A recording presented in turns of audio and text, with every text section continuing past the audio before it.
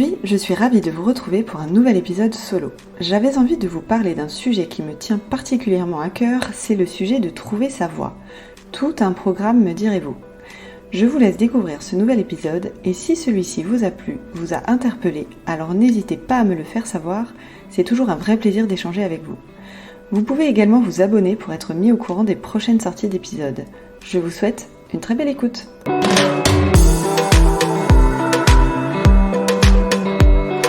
Hello à toutes et à tous, je suis ravie de vous retrouver aujourd'hui pour un nouvel épisode solo. De temps en temps, désormais, je vous partagerai une expérience que j'ai vécue et qui pourrait vous aider vous aussi peut-être si vous êtes en train de vivre la même chose.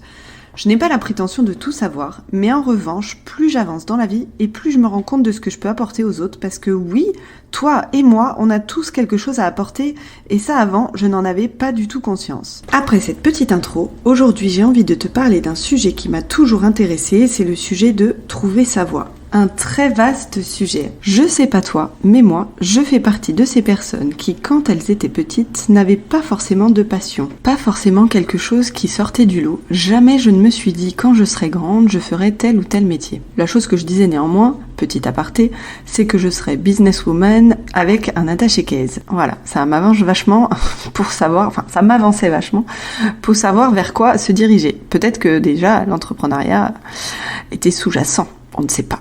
J'ai donc suivi des études variées. Avant d'ailleurs, je disais que c'était un parcours chaotique. Maintenant, je le vois plutôt comme un parcours avec beaucoup de richesses d'apprentissage variés. Et à la fin de mes études de commerce, j'ai eu quelques expériences dans le domaine, dans ce domaine de commerce. Et j'ai eu une opportunité, celle d'être assistante de direction dans une grande entreprise. Alors étant dans la grande distribution, j'ai un petit peu sauté sur l'occasion. C'était pour moi l'occasion de sortir du commerce et de m'orienter dans quelque chose de plus, on va dire, plus calme, avec des horaires en tout cas plus adaptés, des horaires bureau. Ça a été pour moi une grande chance de pouvoir intégrer une telle entreprise. Et pour cause, j'y suis restée pendant 13 ans. Pendant ces 13 ans, je me suis jamais reposée sur mes lauriers. J'ai changé 4 fois de poste à peu près, je crois. J'ai aussi pris une année sabbatique d'1 an et je suis partie en Australie.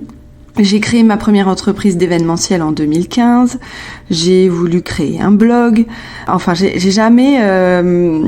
suis jamais restée sur mes lauriers et c'est vrai que quand j'arrivais à un moment donné où j'avais un poste qui je sentais me convenait plus ou que j'avais envie d'apprendre autre chose, du coup j'ai changé de poste. C'est vrai que je suis quelqu'un qui a besoin assez régulièrement de nouveaux projets, de nouveaux challenges. C'est chouette parce que ça apporte beaucoup de curiosité et on est constamment en fait en action. En revanche, c'est vrai que c'est pas toujours facile parce qu'on a un peu l'impression d'être girouette et d'aller vers ça, puis finalement d'aller vers ça. Donc j'essaye de me stabiliser des fois, mais j'avoue que j'ai quand même souvent beaucoup d'idées à la minute et pas tous les jours, heureusement, mais parfois c'est pas toujours facile à gérer quand même. Dans cette entreprise, pendant ces 13 ans, j'ai appris énormément de choses. Vraiment, je suis passée par différents postes, comme je l'ai dit, donc ça m'a permis de toujours apprendre, toujours évoluer, d'apprendre des compétences différentes, des métiers différents. J'ai aussi découvert des valeurs vraiment exceptionnelles, des valeurs d'entreprise exceptionnelles. Mais, parce qu'il y a un mais, il m'a toujours manqué la passion, ce petit truc où je me disais là je suis vraiment à ma place. Voilà. Au fur et à mesure des années, je me suis vraiment rendu compte que il me manquait quelque chose. Et ce petit quelque chose, c'était cette passion. Et puis au fur et à mesure des années, ça s'est un petit peu éteint. Et plus le temps passait, et plus j'ai commencé à réfléchir à tout ça, à me dire il me manque quelque chose, et ça a pris de plus en plus d'ampleur en fait. J'ai commencé à faire pas mal d'introspection, j'ai participé à des programmes, des auto-coaching, je me suis beaucoup intéressée au développement personnel, pour y voir plus clair sur mes envies, sur ce sur quoi j'étais douée. J'ai vraiment fait un paquet d'analyses sur moi et sur ce que j'aimais faire, sur ce que j'avais envie de faire, qu'est-ce que j'étais capable de faire. Et d'ailleurs maintenant, j'en connais quand même un sacré rayon sur ce sujet, sur tout le sujet de l'introspection et mieux se connaître. Et il m'aura fallu beaucoup de temps pour me rendre compte de ce que je pouvais apporter aux autres, de ce que je pouvais créer, de ce que je pouvais proposer. Vraiment, ça a mis beaucoup de temps. Mais voilà, aujourd'hui j'y suis. Je sais que c'est quelque chose de mouvant chez moi, c'est ce que je disais un petit peu tout à l'heure, que j'ai sans cesse besoin de me renouveler, j'ai besoin de nouveautés, de nouvelles créations, de nouveaux projets. Je me reposerai jamais sur un seul domaine. Donc c'est quelque chose de mouvant, mais en tout cas aujourd'hui je sais où est-ce que j'ai envie d'aller. L'entrepreneuriat, c'est très très challengeant, hein, comme on l'a souvent dit, hein, c'est les montagnes russes. Il faut être vraiment fortement accroché à son projet. Il faut avoir vraiment des bases solides parce que c'est vraiment très challengeant. Bref, pour en revenir à mon sujet, si jamais tu es dans ce cas-là, à ne pas vraiment savoir ce que tu aimerais faire, à te poser des questions sur toi, je t'invite à te poser quelques instants et à répondre à ces quelques questions. Attention, ce ne sont vraiment que des prémices à de l'introspection. Faire ce genre de travail, ça peut être long. Il faut vraiment aller chercher loin dans ses expériences, dans son vécu, ses expériences pro, qu'on a aimé faire et tout. Donc voilà, là c'est juste que je te partage 5 questions auxquelles tu peux répondre pour déjà commencer un peu ce travail d'introspection. Donc la première question, ça serait qu'est-ce que tu as aimé faire ces 6 derniers mois ou cette dernière année, ou même on peut l'étendre à ta vie en général, mais genre quelque chose qui t'a fait oublier le temps. Voilà, quand tu fais cette activité, tu sens vraiment que t'es à fond, le temps passe vite. Tu vas commencer à un moment donné et tu vas regarder l'heure et tu vas te dire, j'avais pas vu l'heure. Voilà, quelle est cette activité? Qu'est-ce qui fait qu'à ce moment-là, tu es vraiment hyper concentré et tu en oublies le temps? La deuxième question, en lien avec ça, c'est pourquoi tu aimes faire cela? Qu'est-ce que ça te fait ressentir quand tu fais ces activités-là? Qu'est-ce qui te fait plaisir dans cette activité-là? Voilà, c'est vraiment de noter tous tes ressentis.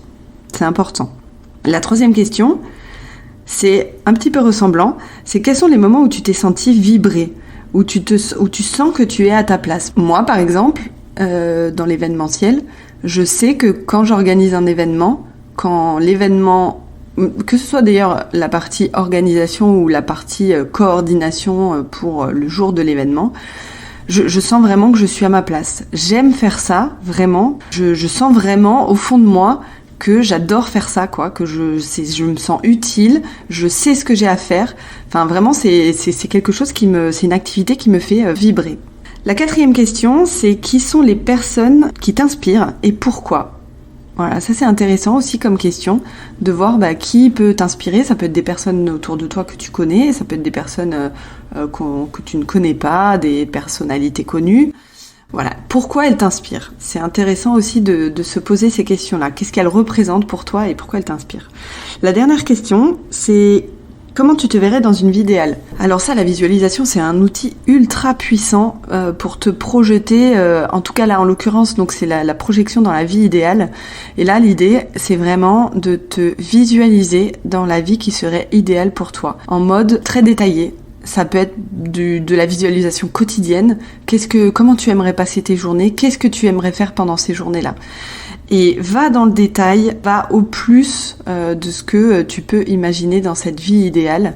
Le temps, où est-ce que tu es, avec qui, qu'est-ce que tu fais, quel endroit précisément, quand est-ce que tu commences à travailler ou à faire cette activité, quand est-ce que tu termines, qu'est-ce que tu fais le midi, enfin bon voilà. Tu peux aller vraiment profondément dans cette visualisation. Et d'ailleurs, ça peut aussi se faire en visualisation guidée, c'est-à-dire quelqu'un qui te guide dans la visualisation. Par exemple, tu fermes les yeux et puis on part dans une visualisation. C'est très très puissant et c'est très intéressant moi, je sais que j'adore vraiment cet outil pour me projeter en fait dans la vie que je veux et dans là où je veux arriver. Donc, je t'invite à répondre à ces 5 questions pour y voir plus clair. Je te souhaite une belle réflexion à toi et si jamais tu es intéressé par ce sujet, si tu as envie qu'on échange, comme tu l'as peut-être compris, c'est un sujet qui est pour moi vraiment, qui me touche beaucoup parce qu'il m'a longtemps habité, on va dire. Encore aujourd'hui, comme je disais, j'ai toujours plein d'idées, de machins. Des fois, je me dis tiens, si je faisais ça et tout. Enfin voilà, je peux me fatiguer assez vite d'ailleurs. Mais en tout cas, si tu es intéressé pour en discuter, si tu as besoin d'éclaircissement, tu peux me contacter. On peut en discuter. Ça sera avec un très grand plaisir. Je te remercie pour ton écoute, je te dis à très vite, j'espère que tu as apprécié cet épisode. En tout cas, si c'est le cas, n'hésite pas à me laisser un commentaire, à liker, à partager, cela m'aide à continuer, cela m'apporte beaucoup de soutien. Je te dis à très vite.